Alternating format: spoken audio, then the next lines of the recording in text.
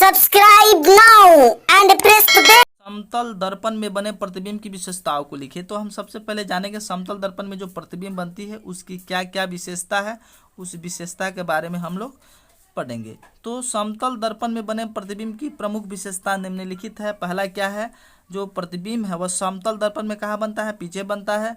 और समतल दर्पण में बना प्रतिबिंब का आकार वस्तु के आकार के बराबर होता है, अर्थात जितनी आकार का, जितनी ऊंचाई का वस्तु समतल दर्पण के सामने रखी जाएगी उतनी ही ऊंचाई का उसका प्रतिबिंब बनेगा। और समतल दर्पण में जो प्रतिबिंब बनती है, समतल दर्पण में बने प्रतिबिंब वस्तु की अपेक्षा क्या होता है, सीधा होता है। प्रतिबिंब पार्श्विक रूप से उल्टा होता है और प्रतिबिंब क्या होता है, आभासी होता है। ये समतल दर्पण में बने प्रतिबिंबों की 5 विशेषताएं हैं। अगले प्रश्न की ओर बढ़ते हैं। अगला प्रश्न और एक और पॉइंट है, प्रतिबिंब दर्पण से उतना ही पीछे बनता है जितना वस्तु दर्पण से आगे रहती है, समतल दर्पण की विशेषता है। अगला पॉइंट है, गोलीय दर्पण किसे कहते हैं। आपसे एग्जाम में प्रश्न पूछी जा सकती है।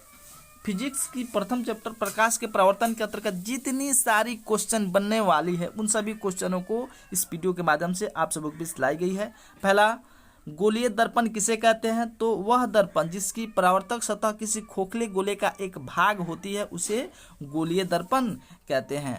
उसके बाद गोलीय दर्पण से रिलेटेड आपसे प्रश्न पूछा जाता है, गोलीय दर्पण का ध्रुव किसे कहते हैं। गोलीय दर्पण का ध्रुव किसे कहते हैं, तो गोलीय दर्पण का जो मध्य बिंदु होता है, गोलीय दर्पण के मध्य बिंदु को दर्पण का ध्रुव कहते हैं। उसके बाद गोलीय दर्पण से रिलेटेड प्रश्न पूछे जाते हैं, वक्रता केंद्र किसे कहते हैं, तो गोलीय दर्पण जिस गोले का भाग होता है उस गोले के केंद्र को दर्पण का वक्रता केंद्र कहते हैं। अगले प्रश्न की ओर बढ़ते हैं। अगला प्रश्न, वक्रता त्रिज्या किसे कहते हैं, तो गोलीय दर्पण जिस गोले का भाग होता है उसकी त्रिज्या को दर्पण की वक्रता त्रिज्या कहते हैं। वक्रता त्रिज्या को किसे सूचित किया जाता है, तो वक्रता त्रिज्या को बड़ा आर से सूचित किया जाता है। बड़ा आर से वक्रता त्रिज्या को सूचित किया जाता है। वक्रता केंद्र, इसके बाद हमने वक्रता केंद्र पढ़ा। वक्रता केंद्र को कैपिटल लेटर के सी से सूचित किया जाता है। वक्रता केंद्र को सी से सूचित किया जाता है। अब इसके बाद प्रश्न बनती है, प्रधान या मुख्य अक्ष किसे कहते हैं, तो प्रधान या मुख्य अक्ष गोलीय दर्पण के ध्रुव से वक्रता केंद्र को मिलाने वाली रेखा को दर्पण का प्रधान या मुख्य अक्ष कहते हैं। मान लेते हैं कि ये दर्पण है ना, इसका ये भाग कलई किया हुआ है, ये हो गया आपका वक्रता त्रिज्या हो गया और ये वक्रता केंद्र हो गया। तो इसको मिलाने वाली जो रेखा है, ये वाला जो रेखा है, इसी को क्या कहते हैं, प्रधान या मुख्य अक्ष कहते हैं। अगला प्रश्न, दर्पण का मुख्य फोकस किसे कहते हैं, तो किसी दर्पण के मुख्य अक्ष पर वह बिंदु जहां से मुख्य अक्ष के समांतर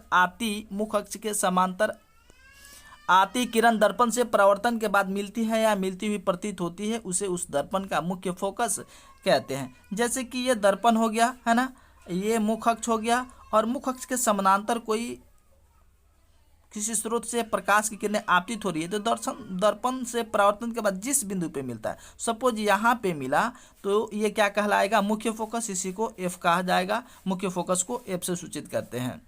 अगले प्रश्न की ओर बढ़ते हैं। अगला प्रश्न, गोलीय दर्पण कितने प्रकार के होते हैं, तो गोलीय दर्पण 2 प्रकार के होते हैं। यदि आपसे प्रश्न पूछे कि गोलीय दर्पण कितने प्रकार के होते हैं, तो गोलीय दर्पण का 2 प्रकार होता है। एक होता है उत्तल दर्पण और एक होता है अवतल दर्पण। लेकिन साधारण तौर पे पूछे कि दर्पण कितने प्रकार की होती है, गोलीय हटाकर अगर पूछे आपसे दर्पण कितने प्रकार की होती है, जैसे कि अगले प्रश्न में हमने पूछा आपसे दर्पण कितने प्रकार की होती है, तो इस स्थिति में दर्पण का 3 प्रकार हो जाएगा। केवल गोलीय लगा देगा। गोलीय दर्पण कितने प्रकार का होता है, तो गोलीय दर्पण का 2 प्रकार होता है। गोलीय दर्पण का 2 प्रकार। लेकिन दर्पण पूछे कितने प्रकार की होती है, तो दर्पण 3 प्रकार का, एक समतल दर्पण, एक उत्तल दर्पण और एक अवतल दर्पण होता है। अगले प्रश्न की ओर बढ़ते हैं। समतल दर्पण किसे कहते हैं, तो वह दर्पण जिसकी परावर्तक सतह समतल होती है उसे समतल दर्पण कहते हैं। जैसे समतल दर्पण ये हुआ, इसका ये भाग कलई किया हुआ है ना, ये हो गया समतल दर्पण। इसका परावर्तक सतह क्या है, इसका परावर्तक सतह समतल है। उत्तल दर्पण किसे कहते हैं, तो वह दर्पण जिसकी परावर्तक सतह क्या हो, उत्तल हो। उत्तल का मतलब होता है उभरा हुआ, जिसका परावर्तक सतह कैसा हो, उभरा हुआ। जैसे ये हो गया, ये भाग कलई किया हुआ है, अंदर का भाग कलई किया हुआ है और ये बाहरी भाग क्या हुआ, उभरा हुआ है। इसी को क्या बोलते हैं, उत्तल बोलते हैं। ये क्या हो जाएगा, उत्तल दर्पण हो जाएगा। वह दर्पण जिसकी परावर्तक सतह उभरा हुआ या उत्तल हो तो उसे उत्तल दर्पण कहते हैं। अगले प्रश्न की ओर बढ़ते हैं। अगला प्रश्न, अवतल दर्पण किसे कहते हैं? अवतल दर्पण किसे कहते हैं? वह दर्पण जिसकी परावर्तक सतह अंदर की तरफ धंसा हुआ हो, ऐसे बना हो, और इसका ये भाग कलाई किया हुआ हो, और इसका जो ये परावर्तक सतह है, ये सतह क्या है, अंदर की तरफ धंसा हुआ हो। तो इस प्रकार के दर्पण को क्या बोलते हैं? अवतल दर्पण। मतलब वह दर्पण जिसकी परावर्तक सतह अंदर की ओर धंसा हुआ हो या अवतल हो तो उसे अवतल दर्पण कहते हैं। अगले प्रश्न की ओर बढ़ते हैं। अगला प्रश्न, सूर्य की प्रकाश की किरणों के समक्ष किस दर्पण को रखने से परावर्तित प्रकाश की किरणों के समूह कागज को रखने पर कागज जलने लगती है? तो क्या होता है, वो अवतल दर्पण के समक्ष अगर यहाँ पे हम कागज रख रहे हैं, क्या रख रहे हैं, कागज, यहाँ पे कागज रख रहे हैं, कागज, तो प्रकाश की किरण, सूर्य से आती हुई प्रकाश की किरण अवतल दर्पण से जब परावर्तित होती है तो केवल एक ही बिंदु पर आपतित होती है, एक ही बिंदु पर आकर आपतित होती है। तो जितनी भी प्रकाश की किरणें आएगी एक बिंदु पर फोकसित होगी। और हम जानते हैं कि सूर्य की प्रकाश में ऊष्मीय ऊर्जा होता है, उसी ऊष्मीय ऊर्जा के प्रभाव से कागज क्या होने लगता है, जलने लगता है।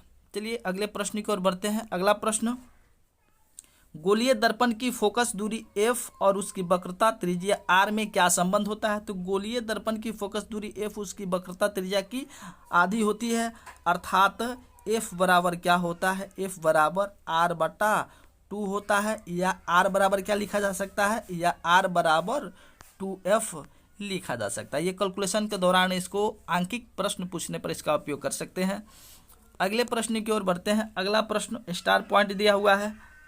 अवतल दर्पण के सामने विभिन्न दूरियों पर रखी वस्तुओं की स्थिति, अर्थात अवतल दर्पण में हम किसी वस्तु को कहाँ रखते हैं तो उसकी प्रतिबिंब कहाँ बनेगी, इससे संबंधित सब्जेक्टिव प्रश्न एग्जाम में पूछे जाती हैं। तो एक भी अवतल दर्पण से संबंधित जितनी स्थितियाँ हैं उन सभी स्थितियों को लाई गई है। वीडियो के अंत तक बने रहिएगा, चूँकि ये वीडियो बहुत ही आपके लिए सहायक सिद्ध होगी। पहले स्थिति की ओर बढ़ते हैं। जब वस्तु अवतल दर्पण के फोकस और ध्रुव के बीच स्थित हो, फोकस और ध्रुव के बीच स्थित हो, उसका प्रतिबिंब कहाँ और कैसा बनता है? तो जब वस्तु अवतल दर्पण के फोकस एवं ध्रुव के बीच स्थित हो तो उसका प्रतिबिंब काल्पनिक, सीधा, आवर्धित का अर्थ होता है वस्तु से बड़ा बनता है। जब वस्तु को ध्रुव एवं फोकस के बीच अवतल दर्पण में रखी जाएगी तो उसका प्रतिबिंब काल्पनिक, सीधा एवं आवर्धित अर्थात वस्तु से बहुत ही बड़ा बनेगा। दूसरी स्थिति की ओर बढ़ते हैं। दूसरा स्थिति अवतल दर्पण से संबंधित क्या है? जब वस्तु अवतल दर्पण की फोकस पर स्थित हो तो उसकी प्रतिबिंब की प्रकृति बता, अर्थात उसका प्रतिबिंब कहाँ और कैसा बनेगा? तो जब वस्तु अवतल दर्पण की फोकस पर स्थित हो तो उसका प्रतिबिंब अनंत पर, वास्तविक, उल्टा एवं बहुत ही आवर्धित अर्थात वस्तु से बहुत ही बड़ा होता है। जब वस्तु को अवतल दर्पण की फोकस पर रखा जाता है तो उसका प्रतिबिंब अनंत पर, वास्तविक, उल्टा एवं वस्तु से बहुत ही बड़ा बनता है। तीसरी स्थिति की ओर बढ़ते हैं। अवतल दर्पण से संबंधित तीसरा स्थिति क्या है? जब वस्तु अवतल दर्पण की वक्रता केंद्र एवं फोकस के बीच स्थित हो तो उसका प्रतिबिंब कहाँ और कैसा होता है? तो जब वस्तु अवतल दर्पण के वक्रता केंद्र एवं फोकस के बीच स्थित हो तो उसका प्रतिबिंब वक्रता केंद्र एवं अनंत के बीच, वास्तविक, उल्टा और आवर्धित अर्थात वस्तु से बड़ा होता है। ये अवतल दर्पण में जब वस्तु को वक्रता केंद्र एवं फोकस के बीच रखी जाती है तो ऐसी इसकी स्थिति होती है, प्रतिबिंब की ऐसी प्रकृति बनती है।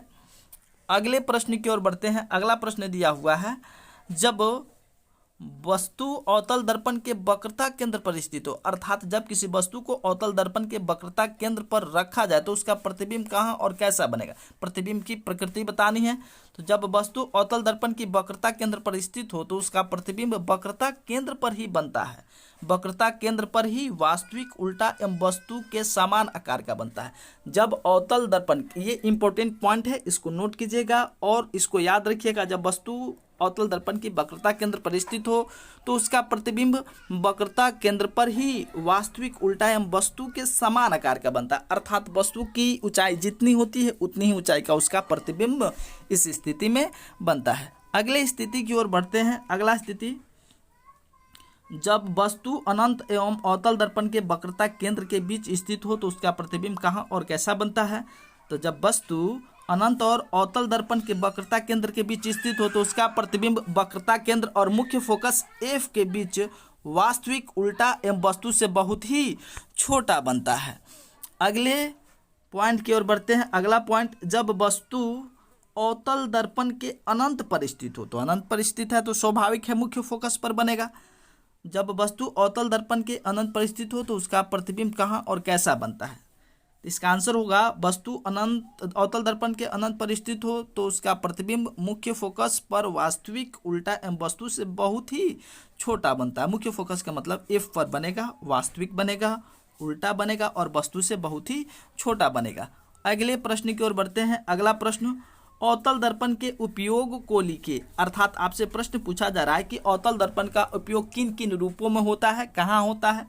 तो अवतल दर्पण का प्रमुख उपयोग निम्नलिखित है। पहला उपयोग है, अवतल दर्पण का उपयोग हजामती दर्पण के रूप में किया जाता है। अवतल दर्पण का उपयोग हजामती यानी हजाम जो होते हैं दाढ़ी बढ़ाते समय या बाल को काटते समय जिस दर्पण का उपयोग कर बालों को दिखाते हैं उसको हजामती दर्पण कहा जाता है। तो अवतल दर्पण का उपयोग हजामती दर्पण के रूप में किया जाता है। टॉर्च, वाहनों के हेडलाइट, सर्च लाइट में अवतल दर्पण का उपयोग परावर्तकों के रूप में किया जाता है। यानी टॉर्च वाहन का जो हेडलाइट होता है या सर्च लाइट होता है उसमें परावर्तक सतह के रूप में अवतल दर्पण का उपयोग किया जाता है। रोगियों के नाक, कान, गले आदि की जांच के लिए भी डॉक्टर अवतल दर्पण का उपयोग करते हैं। अगले प्रश्न की ओर बढ़ते हैं। अगला प्रश्न, उत्तल दर्पण के उपयोग को लिखे। अर्थात उत्तल दर्पण का उपयोग किस रूप में होता है, कहाँ का होता है। तो उत्तल दर्पण स्कूटर, मोटरसाइकिल, बस इत्यादि में उत्तल दर्पण का उपयोग साइड मिरर के रूप में और पीछे देखने के आईने के रूप में किया जाता है। यानी जितनी भी वाहन होती है उस वाहन में जो पीछे के दृश्य को देखने के लिए जो आईने लगी होती है उसमें उत्तल दर्पण का ही प्रयोग किया जाता है। अगले प्रश्न की ओर बढ़ते हैं। उत्तल दर्पण का उपयोग वाहनों के साइड मिरर के रूप में क्यों किया जाता है? ये बहुत ही इंपॉर्टेंट क्वेश्चन है और कितनी बार एग्जाम में क्वेश्चन पूछे हुआ है। इस प्रश्न को ध्यान में रखिएगा, इसको लिखकर विशेष रूप से याद कर लीजिएगा। उत्तल दर्पण का उपयोग वाहनों के साइड मिरर के रूप में क्यों किया जाता है? तो उत्तल दर्पण का उपयोग वाहनों के साइड मिरर के रूप में किया जाता है क्योंकि वह किसी वस्तु का हमेशा सीधा प्रतिबिंब बनाता है। सबसे पहली खासियत है उत्तल दर्पण का कि किसी भी वस्तु का वह सीधा प्रतिबिंब बनाता है यद्यपि वह छोटा होता है और वस्तु की जो लंबाई होती है, वस्तु प्रतिबिंब की लंबाई वस्तु के सापेक्ष बहुत छोटा होती है और इसका दृष्टि क्षेत्र काफ़ी विस्तृत होता है और यह बाहर की ओर क्या होता है, वक्रित होता है। इसी खासियत के कारण उत्तल दर्पण का उपयोग वाहनों के साइड मिरर के रूप में किया जाता है। ये 2024 के फाइनल एग्जाम में ये प्रश्न छपने वाली है, इसको विशेषकर ध्यान में रखोगे और इसको याद कर लोगे। अगले प्रश्न की ओर बढ़ते हैं।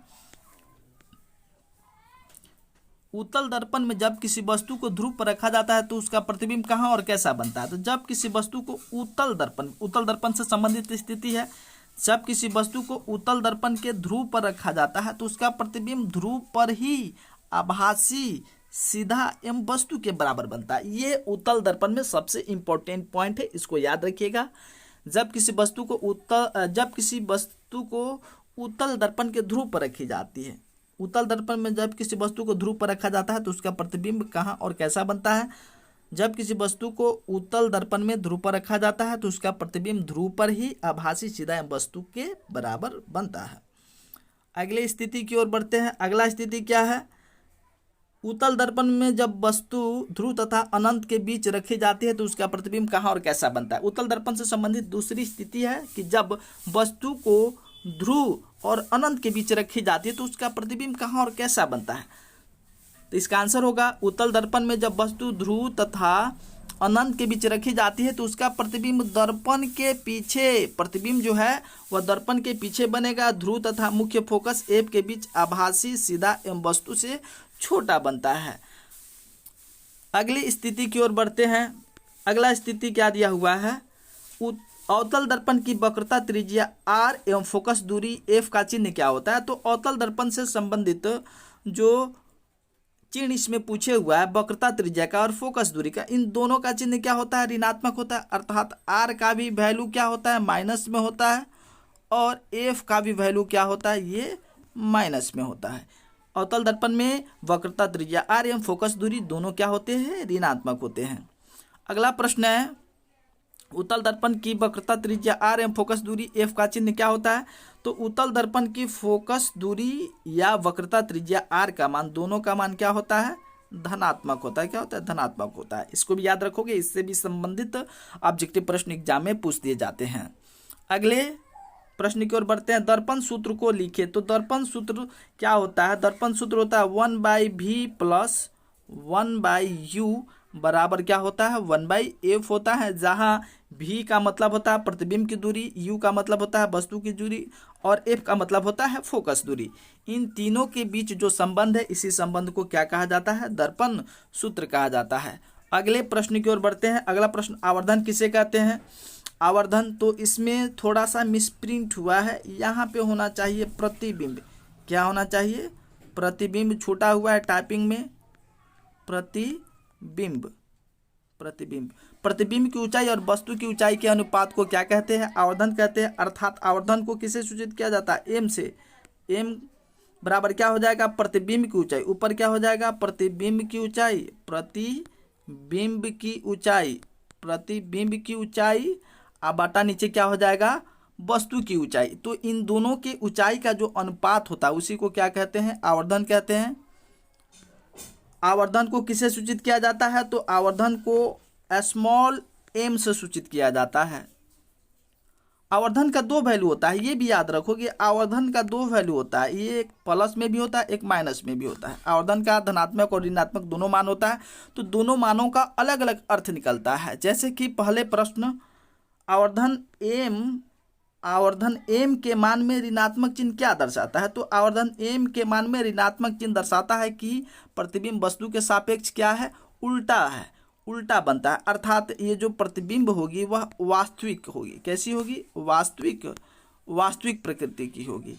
और आवर्धन एम के मान में धनात्मक चिन्ह क्या दर्शाता है, तो आवर्धन एम के मान में धनात्मक चिन्ह यह दर्शाता है कि जो वस्तु है, वस्तु का जो प्रतिबिंब है वह आभासी है। जो यहाँ पे प्रतिबिंब बनेगा ना, आवर्धन एम के धनात्मक मान यह सूचित करता है कि जो प्रतिबिंब बना हुआ है वह आभासी प्रकृति का है और वह वस्तु के सापेक्ष क्या है, सीधा है, वस्तु के सापेक्ष सीधा है। चलिए आज की वीडियो में इतना ही आप सबों के बीच लाया। प्रकाश के परावर्तन चैप्टर के अंतर्गत इतना ही नोट्स बनने वाली है। इस नोट्स को यदि आप पढ़ लेते हो, याद कर लेते हो, तो प्रकाश के परावर्तन चैप्टर के अंतर्गत जितनी सारी ऑब्जेक्टिव एवं सब्जेक्टिव प्रश्न बनने वाली है, प्रॉमिस है कि आपसे एक प्रश्न भी नहीं छूटेगा। चलिए मिलते हैं आपसे अगले वीडियो में। Thank you so watching for my video. Thank you so very much.